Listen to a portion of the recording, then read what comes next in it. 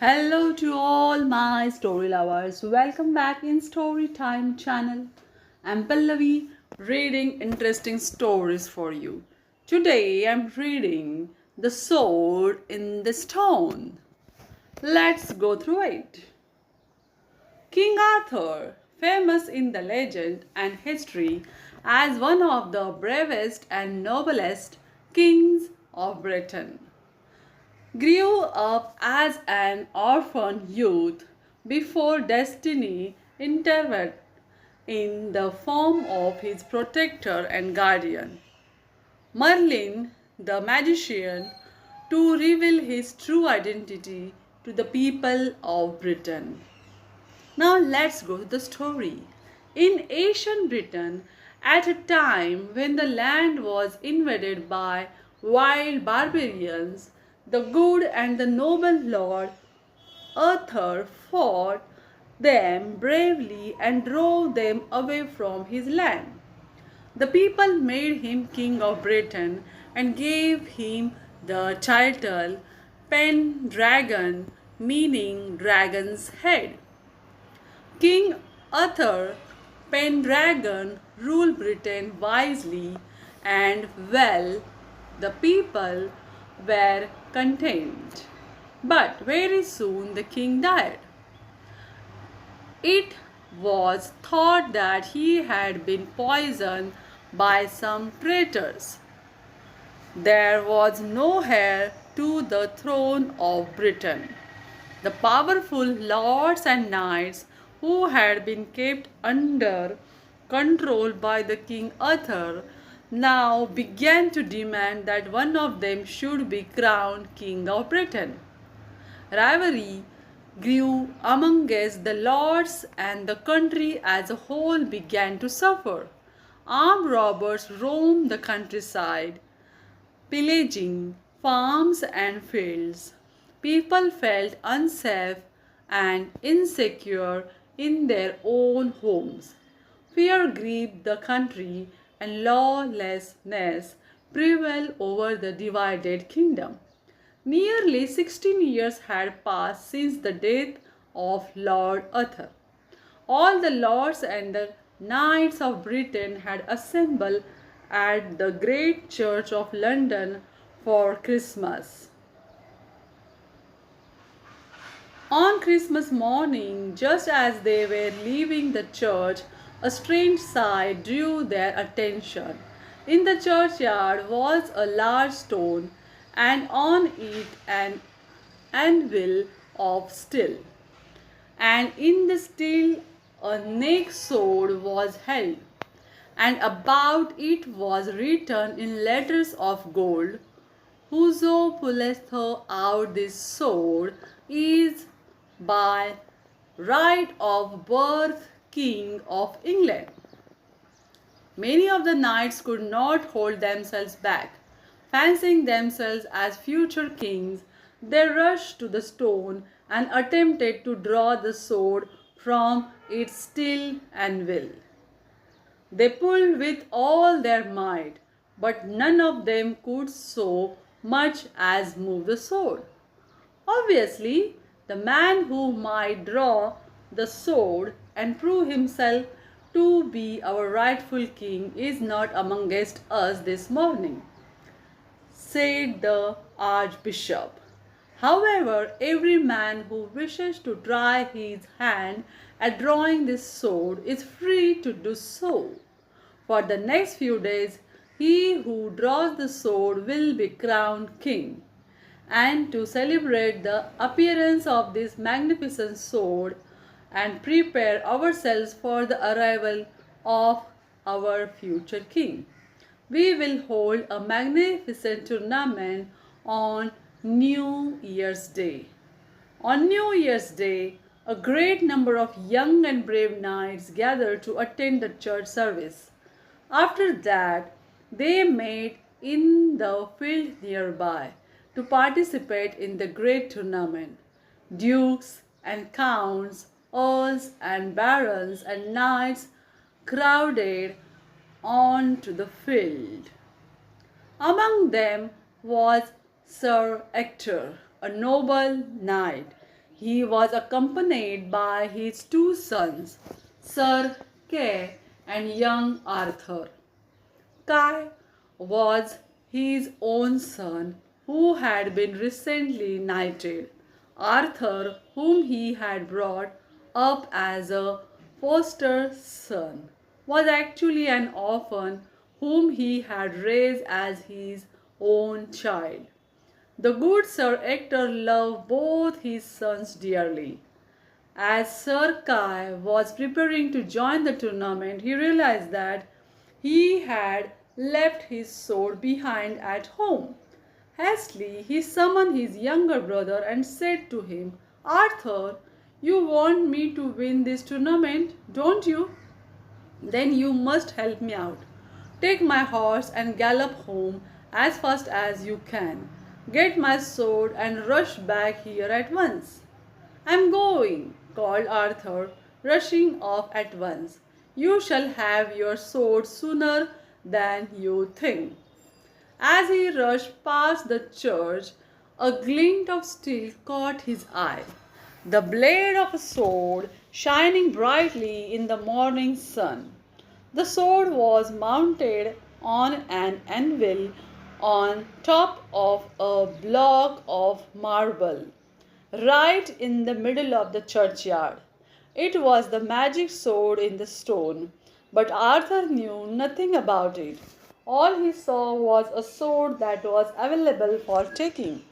Kai shall have his sword straight away, Arthur said to himself. He ran up to the stone, seized the sword by the handle, and drew it out effortlessly. He rushed back to his brother and handed the sword to him, breathless with excitement.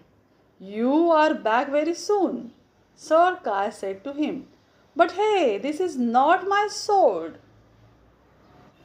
No, it isn't, smiled Arthur. I thought it would take me too long to get home and bring your sword. I found this sword in the churchyard. It looked good, and I thought you could use it just for today. We will, of course, put it back when the games are over. Sir Kai stood speechless, staring at his younger brother. He knew all about the magic sword and what it signified, but Arthur was unaware of it all. Arthur had always been a brave and valiant boy. He had excelled in fencing and archery. He adored his father and his half brother, and his dream was to become the squire to his dashing brother. And now, without even knowing what it implied, Arthur had drawn the magic sword from the stone. Kai's mind was working rapidly. He actually held the sword of the stone in his hand. The very same sword that the strongest and the best knights could not so much as grip or get hold of.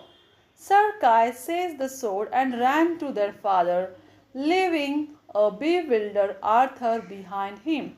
He said to Sir Ector, Father, father, this is the sword of stone and I have it in my hand. I am the rightful king of Britain. Sir Ector was a wise man. How did you get hold of this sword, son?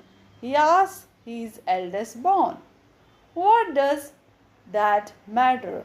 I have it in my hand. It was meant to be mine. Isn't that enough? Kai retorted angrily. That's not enough, said father quietly. How did you get hold of this sword? I have got it, and that's what matters, Kai replied, stubborn as ever.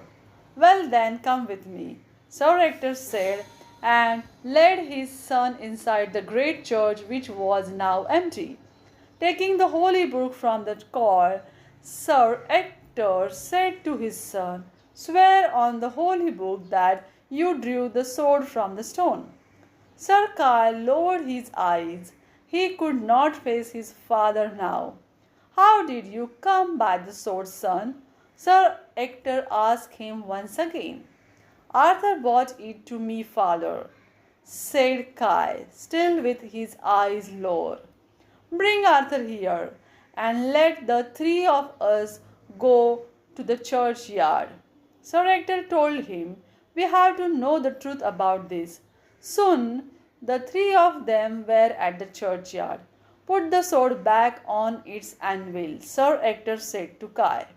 But try as he might, Kai could not put the sword back. It struck the anvil and slid off the block.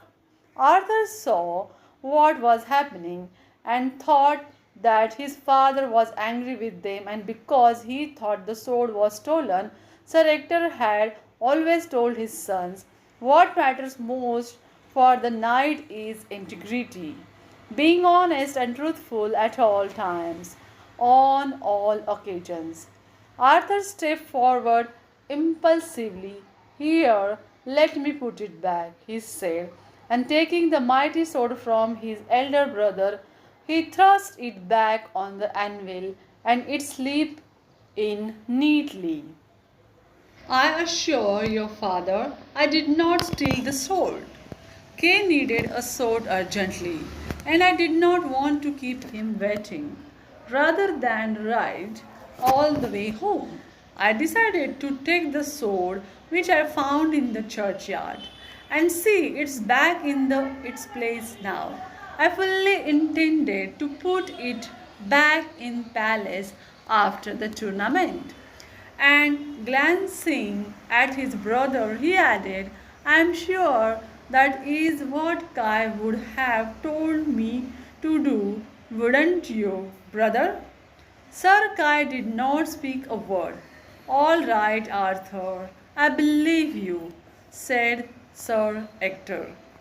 Now let me see you draw that sword out as you did the first time. First you, Kai. But try as he might, Kai could not so much as grip the handle, and he could not move the sword, however hard he tried. Now it's your turn, Arthur, said Sir Hector sternly. Arthur gripped the handle of the sword and drew the sword out gently but firmly. Sir Hector made him repeat the action again and again. Each time, Arthur gripped the handle and drew the sword out without any hesitation. Sir Hector was overrun. He fell on his knees before his young son, who held the mighty sword in his hand, and bowed his head in deep devotion. Wordlessly, Kai followed his example. Arthur jumped back in surprise. Father, why do you kneel before me? Am I not your son? That is what I had thought until now, Sir Hector replied. But now I know better. I know whose son you are. You are the son of the good King Aurther, Pendragon, and I bow to you as you are the King of Britain now. How could that be? You and I know that I was an orphan boy entrusted to your care. Silently, Sir Hector pointed to the inscription on the stone, which Arthur had not seen until now. Whose pulleth out this sword is by right of birth King of England. But it can't be me. Father, I am your son, and I shall always remain your son. There was a flash of light, and Merlin appeared before them, a hooded figure with bright shining eyes and a bewitching smile. Lovingly, he laid his hand on Arthur's head and said to him, Indeed, I was the one who entrusted you to good Sir Hector for your own safety. Your father and I knew that great danger lay ahead for the kingdom and yourself. No sooner than you were born, your father blessed you and handed you over to me. With the solemn request that you would take your rightful place on the throne of England when it was safe for you to do so. Turning to Sir Ector, Merlin said, "In the name of the late King Arthur, I thank you. You have done a splendid job of bringing up the heir of the British throne.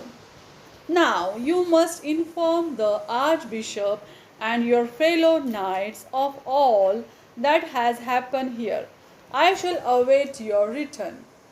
Forthwith, Sir Ector called upon Archbishop and all the lords assembled at the tournament. Holding Arthur by the hand, he announced to the assembly, "Behold, the rightful King of England." For a moment there was a silence, and then a crowd burst out in angry protest.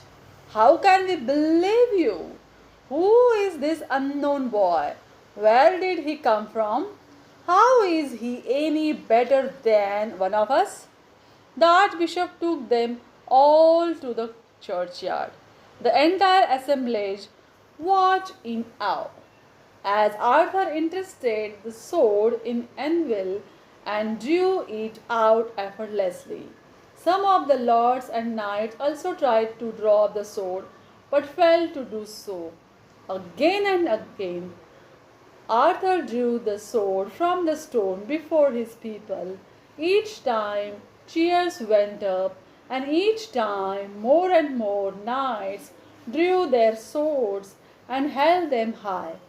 In a gesture of loyalty to their new-found prince, loud cheers rose from the common people who had surrounded the churchyard, eager to greet their new king.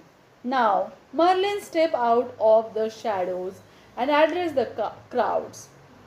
"Behold, O people of Britain, I present to you the one and only son of King Arthur, Pendragon, and his queen. He is your rightful king." Now, this is the end of the story. Do you like it? Then tell me in the comment box. Thanks for watching, guys.